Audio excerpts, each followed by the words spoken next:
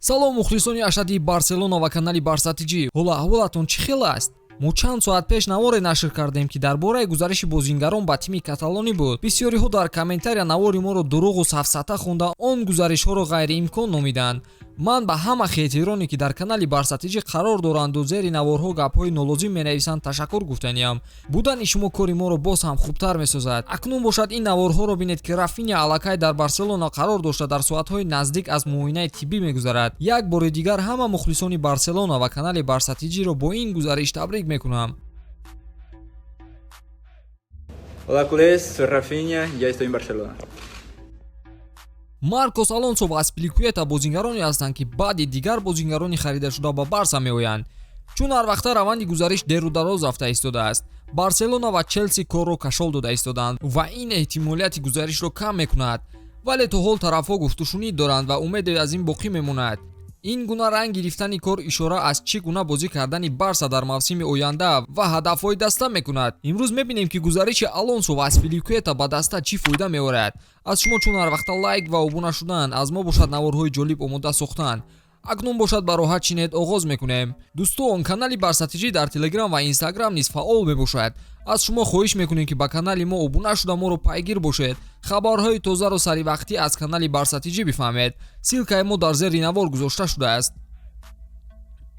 ҳей мардум, футболи калон баргашт. ба наздикии чемпионатҳои аврупо оғоз мешаванд ва дастаҳо барои омодагии хуб дидан бозиҳои дӯстона гузаронда истодаанд. барселона низ имшаб соати 10 бо дастаи дигари каталонӣ Олод бозии дӯстона дорад.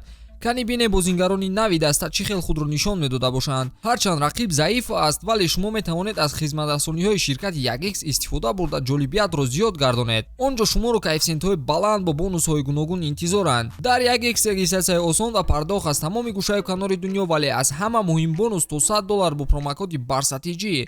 силкаи зарурӣ дар комментария. ба ҳама муваффақият.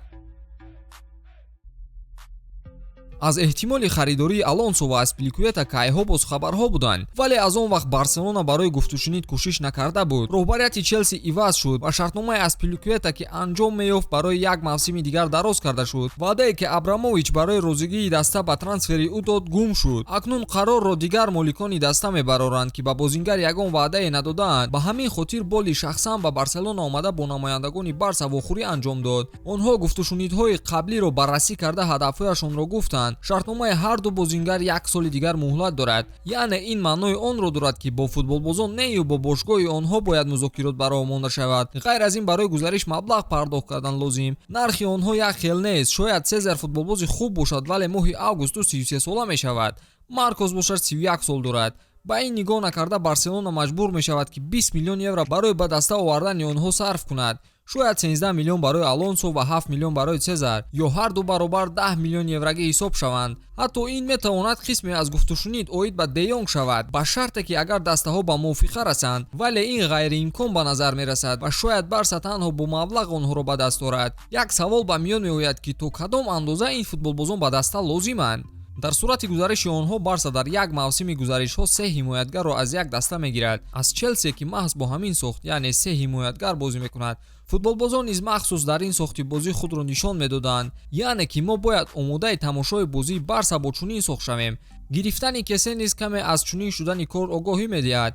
расонаҳои испанӣ менависанд ки Хави бо Кесе суҳбат кардааст ва бо ӯ вазифаашро шахсан фаҳмонда додааст. хулосаи суҳбат ҳамин ки бозингарони ҷавони Барса дар ҳамла хуб бозӣ мекунанд ва ба онҳо нафаре лозим аст ки дар мавҷи дуюм дастгирашон бошад. ин нафар маҳз Кесе мешавад. барои ҳамин ҳам Барса ин футболбозро ба даста даъват карда буд. Хави чизеро дар сар нақша кардааст, чизе ки ғайриоддӣ мешавад. ӯ барои ҳамин футболбозони ботаҷрибаро гулчин карда ба Барселона даъват дорад, вале то куҷо муваффақ мешаванд вақт нишон медиҳад. хай мо сабр мекунем ва мебинем ки чӣ мешавад. агар Хави ба бозингарон боварӣ карда бошад, пас маълум ки чизи мехостааш мешавад. баъзе вақт чунин дар назар мерасад ки гӯё Хави ҳадафи ҳама футболбозони испаниро ба ҳайат шомил карданро дорад. ин ягон ҷои бадӣ надорад. албатта дастаи испанӣ бо футболбозони испанӣ.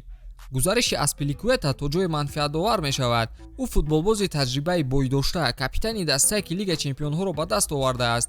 барои ғалаба ба даст овардан рӯҳан омода сохтани бозингарону дар майдон идораи онҳо бардӯши капитани даста аст ки Сезар аз уҳдаи вазифааш хуб мебаромад. ғайр аз ин мавқеи ҳимоятгари рост дар Барса на он қадар тобовар ба ҳамлаҳои рақиб аст. Акнун мо рақобати бозингаронро барои мавқеи ҳимоятгари канори рост мебинем. чӣ хеле ки мегӯянд ҷое ки рақобат бошад он ҷо пешравӣ мешавад. хуб, шунидан кай бувад монанди дидан. вақт ба мо ҳамаашро нишон хоҳад дод.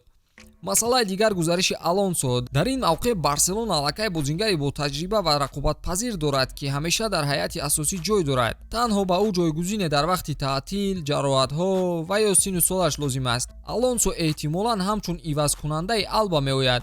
вале аз дигар нуқта назар кунем бозингари 33 соларо бо 31 сола иваз кардан аст. ман танҳо ҳаминро мегӯям ки боварӣ ва эътимод ба бозингарони академия назар ба берун бештар бояд бошад.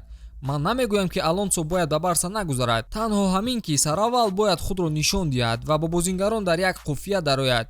яку якбора ба рӯи Алба X задан кори нодуруст аст. дар сурати амалӣ шудани ин гузаришҳо мо Барселонаеро мебинем ки сохти бозиаш аз пештара дигар аст. хави шояд бо се муҳофизатгар нақшаи дастаро тарҳрезӣ кунад. ба гуфти Куман се муҳофизатгар ин маънои бозии дифоъкоронаро намедиҳад. баръакс хави ҳамлаи дастаро пурзур хоҳад кард. нигоҳдошти тӯбро боз ҳам бештар сохта ҳамлаҳои хатарнок дучанд мешаванд.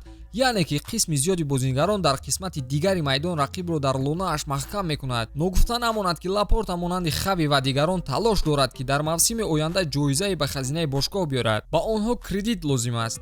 кредити банк нею кредити боварии мухлисон. онҳо исбот кардан мехоҳанд ки Барса ҳамон Барсае аст ки барои дилхоҳ ҷому мусобиқот талош мекунад.